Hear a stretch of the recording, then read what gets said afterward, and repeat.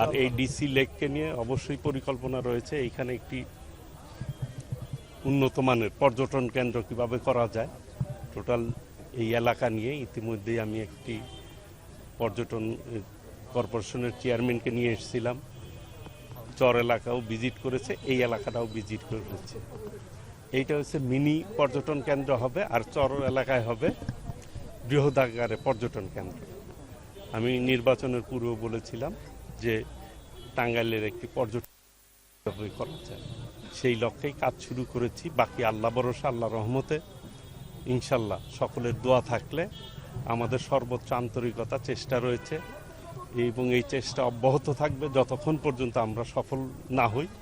আমরা কাজ করে দিব যেটি আমাদের মাননীয় প্রধানমন্ত্রী বলে থাকেন, করব কাজ গর্ব দেশ সবার আগে বাংলাদেশ।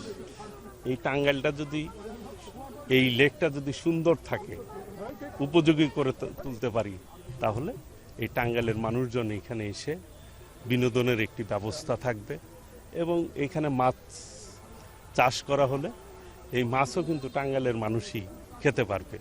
সব মিলিয়ে একটি সুন্দর পর্যটন কেন্দ্র কীভাবে গড়ে তোলা যায় এবং শহরটাকে আমরা পরিষ্কার পরিচ্ছন্ন রাখবো, যার যার জায়গা থেকে সবাইকে সচেতন হতে হবে, সবাই মিলে এই টাঙ্গাইলকে সুন্দর করব।